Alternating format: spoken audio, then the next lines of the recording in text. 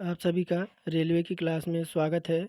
तो देखिए, यह सेशन हम लगातार कर रहे हैं, जिसमें हमारा जो है 15 मॉक टेस्ट दे रखा है साइंस, मैथ, रीजनिंग और जनरल अवेयरनेस का। तो देखिए 10 में 10 की हमारी सीरीज चलती है और एक कदम सिलेक्शन की ओर। तो चलिए शुरू करते हैं और आप लोग कमेंट में उत्तर ज़रूर बताइएगा। ये जो गोरिल्ला की यह बुक है और 15 मॉक टेस्ट है और 5 तारीख से आपकी एनटीपीसी की, जिस तरह मैं एएलपी और टेक्नीशियन की जो प्रैक्टिस कराता हूँ उसी तरह आपको एनटीपीसी की भी प्रैक्टिस सेट आपको प्रोवाइड कराऊंगा। तो चलिए शुरू करते हैं और चैनल पे नए हैं तो चैनल को सब्सक्राइब करके बेल आइकन को ऑन कर दें। तो देखिए पहला क्वेश्चन क्या कह रहा है। देखिए जनरल अवेयरनेस का हमारा पहला क्वेश्चन है, कह रहा है कौन सी कंपनी आधुनिक आधुनिक एचआर तकनीकी को लागू करने के लिए एक बहुवर्षीय परियोजनाओं के लिए भारतीय जीवन बीमा निगम यानी एलआईसी के साथ साझेदारी कर रही है। तो देखिए आपके 4 विकल्प दे रखे हैं। पहला कह रहा है टेक महिंद्रा, इन्फोसिस, केल्टन और विप्रो। तो देखिए कौन सी कंपनी आधुनिक एचआर तकनीकी को लागू करने के लिए एक बहुवर्षीय परियोजनाओं के लिए भारतीय जीवन बीमा निगम एलआईसी के साथ साझेदारी कर रही है। तो 4 विकल्प दे रखे हैं और आपको करेक्ट उत्तर बताना है। तो देखिए इसका करेक्ट उत्तर हो जाएगा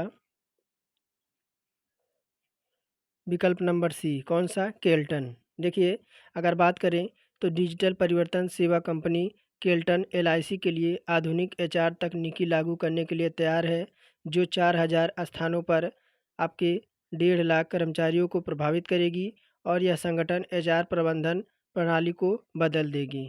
तो विकल्प हमारा 91 का सी करेक्ट हो जाएगा। और यहीं देखिए क्या कह रहा है आपसे कि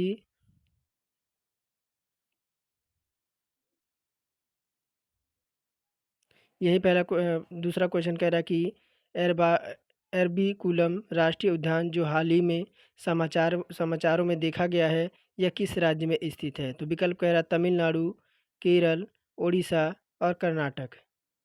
तो क्या दे पूछ रहा है कि एराविकुलम राष्ट्रीय उद्यान जो हाल ही में समाचार पत्रों में देखा गया है, वह किस राज्य में स्थित है। तो देखिए ये आपका केरल में स्थित है। कहाँ पे, तो केरल के आपके इडुक्की ज़िले किसमें, तो केरल के इडुक्की ज़िले में आपके एराविकुलम राष्ट्रीय उद्यान यानी इनिपी, कौन सा, यानी ईएनपी, ईएनपी जो नीलगिरी नीलगिरी तहर के बयाने के मौसम के लिए बंद हो रहा है, विविध वनस्पतियों और जीवों को मेज़बानी करता है। सन 1978 में, कब, सन 1978 में इसे राष्ट्रीय उद्यान घोषित किया गया था और ये आपका 97 वर्ग किलोमीटर में आपका फैला हुआ है, जिसमें हिमालय के दक्षिण में सबसे ऊंची चोटी आनामुड़ी शामिल है। तो विकल्प हमारा 92 का बी ऑप्शन करेक्ट हो जाएगा। और यहीं देखिए क्या कह रहा है 93 नंबर, कह रहा है कि 13वें दक्षिण एशियाई खेलों का आयोजन वर्ष 2019 में किस देश में होगा। कह रहा है कि 13वें दक्षिण एशियाई खेलों का आयोजन वर्ष 2019 में किस देश में होगा। तो ऑप्शन कह रहा है कि श्रीलंका, बांग्लादेश, अफ़गानिस्तान और नेपाल। देखिए जो मोस्ट इम्पोर्टेंट आपके जो करंट अफेयर रहते हैं वह काफ़ी आपके पीछे से भी पूछ लिए जाते हैं, इस वजह से ये आपका ऑप्शन आपको ये इस तरह से आपको देखने को मिल रहा है। तो देखिए अगर बात करें 93 नंबर में, तो विकल्प नंबर हमारा हो जाएगा नेपाल। देखिए नेपाल ने वर्ष 2019 में 13वें दक्षिण एशियाई खेलों की मेज़बानी की और दक्षिण एशियाई खेल एक बहु खेल द्विवार्षिक कार्यक्रम है जो दक्षिण एशियाई एथलीटों के बीच आयोजित किया जाता है। और दक्षिण एशियाई खेलों को वर्ष 2019 पुनरावृत्ति में 27 खेल खेले गए। इसमें दक्षिण एशियाई खेलों की मेज़बानी सन 1984 सन 1900 सन 1984 में काठमांडू नेपाल द्वारा जारी किया गया था। तो विकल्प हमारा 93 का डी करेक्ट हो जाएगा। और यहीं देखिए क्या कह रहा है कि आपसे कि भारतीय घरेलू क्रिकेट रणजी 2022 का फाइनल किस स्टेडियम में खेला गया। तो विकल्प कह रहा है कि ईडन गार्डन और Wankhede stadium, Narendra Modi stadium, M Chinnaswamy stadium. तो देखिए अगर बात करें तो देखिए विकल्प नंबर अगर 94 की बात करें तो विकल्प नंबर हमारा डी हो जाएगा, कौन सा, एम चित्रा स्वामी स्टेडियम। देखिए, मध्य प्रदेश ने बेंगलुरु के एक चित्रास्वामी स्टेडियम में टूर्नामेंट के फाइनल में अग्रणी रहे मुंबई को 6 विकेट से हराकर अपना पहला रणजी ट्रॉफी खिताब जीत लिया था। बात करें तो मध्य प्रदेश की रणजी टीम आदित्य श्रीवास्तव के नेतृत्व में खेली गई थी। इस टीम में 41 बार की चैंपियनशिप को मुंबई को हराया था। इस टीम को भारत के पूर्व क्रिकेटर बल्लेबाज श्रीकांत पंडित ने प्रशिक्षित किया था। तो विकल्प हमारा डी ऑप्शन करेक्ट हो जाएगा। और यहीं देखिए क्या कह रहा है आपसे 95 नंबर कि यामिनी कृष्णमूर्ति का संबंध किस शास्त्रीय नृत्य से है। कह रहा है कि भरतनाट्यम से, कथकली से, ओडिसी से या कुचिपुड़ी से। तो कह रहा है कि यामिनी कृष्णमूर्ति का संबंध किस शास्त्रीय नृत्य से है। तो देखिए अगर बात करें तो इनका जो संबंध है आपके कुचिपुड़ी से है। कुचिपुड़ी आंध्र प्रदेश की एक स्वदेशी नृत्य शैली है जिसने इस नाम के गांव में जन्म लिया। और पनपी इसका मूल नाम था कचेलापुरी। क्या नाम था? इसका मूल नाम था कचेलापुरी और जो कृष्णा जिले के एक कस्बा है। तो विकल्प हमारा 95 का डी ऑप्शन करेक्ट हो जाएगा। और यहीं देखिए क्या कह रहा है आपके 96 नंबर कि राग भैरव या राग भैरवी कब गाया जाता है। तो विकल्प कह रहा है कि रात्रि के प्रथम पहर पे, रात्रि के द्वितीय पहर पे, रात्रि के तृतीय पहर पर या प्रातःकाल। देखिए 96 के ऑप्शन की बात करें तो विकल्प नंबर हमारा ऑप्शन नंबर डी हमारा करेक्ट हो जाएगा। देखिए गायन समय प्रातःकाल का है। राग भैरवी या राग भैरवी को उत्पत्ति ठाठ भैरवी से भी मानी जाती है। आपके रे इसमें आपके रे, गे गे नहीं आपका ग है। रे, ग और ध और न। न जो है इसमें कोमल लगते हैं और मैं को आपके वादी तथा स को संवादी कहा जाता है। तो विकल्प देखिए हमारा विकल्प नंबर डी प्रातः काल में आपकी राग भैरवी गाई जाती है।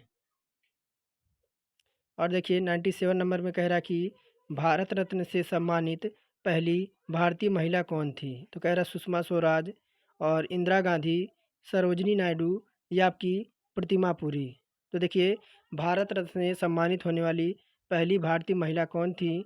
तो देखिए अगर 97 क्वेश्चन की बात करें तो हमारा विकल्प हो जाएगा इंदिरा गांधी। देखिए अगर बात करें संपूर्ण डिटेल्स की तो इंदिरा गांधी भारत की पहली महिला प्रधानमंत्री थी जो भारत रत्न से सम्मानित आपकी पहली भारतीय महिला भी थी। तो विकल्प हमारा 97 में बी ऑप्शन करेक्ट हो जाएगा। और यहीं देखिए ना आपका क्या पूछ रहा है 98 में कह रहा है कि किसी दी गई अवधि के लिए एक देश की राष्ट्रीय डैश डैश विकल्प कह रहा है। देखिए कह रहा है कि नागरिकों द्वारा उत्पादित वस्तुओं और सेवाओं के कुल व्यय के बराबर होगी। या ऑप्शन नंबर बी देखिए क्या कह रहा है विकल्प नंबर बी कह रहा है कि कुल उपभोग और निवेश व्यय के योग के बराबर होगी। या सी कह रहा है सभी व्यक्तियों के व्यक्तिक आय के योग के बराबर होगी। या डी कह रहा है देखिए इसमें तो हमारा ये भी नहीं है तो विकल्प हमारा डी करेक्ट हो जाएगा। कैसा होगा? तो देखिए अगर बात करें 98 की तो किसी दी गई अवधि के लिए एक देश की राष्ट्रीय आय उत्पादित अंतिम वस्तुओं और सेवाओं के लिए मौद्रिक मूल्य के बराबर होगी। तो विकल्प हमारा डी ऑप्शन करेक्ट हो जाएगा। और 99 नंबर क्या कह रहा है कि विधीय मामलों में दोनों सदनों को यानी लोकसभा और राज्यसभा को डैश डैश विधायकों को छोड़कर लगभग समान शक्तियाँ प्राप्त है। किसे? तो धन को, संशोधन को, संविधान को या समेकन को। तो कह रहा है देखिए प्रश्न पूछ रहा है 99 में कि विधीय मामलों में दोनों सदनों लोकसभा और राज्यसभा को डैश डैश विधायकों को छोड़कर लगभग समान शक्तियाँ प्राप्त है। तो ये आपके धन को। देखिए विधीय मामलों में दोनों सदनों लोकसभा और राज्यसभा में धन को विधेयक को छोड़कर लगभग समान शक्तियाँ प्राप्त है। तो विकल्प देखिए 99 में हमारा ऑप्शन नंबर ए करेक्ट हो जाएगा। और देखिए क्या कह रहा है कि 100वां नंबर कि संविधान सीईसी और चुनाव आयुक्तों के कार्यकाल की सुरक्षा सुनिश्चित कराने व 6 साल के लिए कार्यकाल के लिए नियुक्त किए जाएं तो डैश वर्ष की आयु तक नियुक्त रहते हैं तो जो पहले भी हो। तो कह रहा है आपका 60 वर्ष, 65 वर्ष, 62 या 67? तो देखिए, अगर बात करें संविधान, सीईसी, चुनाव आयुक्त, विकल्प देखिए बी हमारा ऑप्शन करेक्ट हो जाएगा। संविधान, सीईसी और चुनाव आयुक्तों के कार्यकाल की सुरक्षा सुनिश्चित कराने और उन्हें 6 साल के कार्यकाल के लिए नियुक्त किया जाता है, या आपके 65 वर्ष तक की आयु के लिए आपकी जारी की जाती है, जो पहले भी हो। तो विकल्प हमारा बी ऑप्शन करेक्ट हो जाएगा 100 में। तो देखिए, हमारे टॉप 10 थे क्वेश्चन ये, और जो कि आपके जनरल अवेयरनेस में जो भी आपके देखिए, चाहे एनटीपीसी हो, चाहे ग्रुप डी हो, यानी रेलवे का कोई भी एग्ज़ाम हो या एसएससी का एग्ज़ाम हो, तो देखिए ऐसे क्वेश्चन आपके बार बार पूछे जाते हैं। तो चलिए, आज का टेस्ट यहीं समाप्त करते हैं। फिर मिलते हैं आपके एलपी एलपी के आपके मॉक टेस्ट में। अगला जो हमारा क्लास है वो एलपी का मॉक टेस्ट है।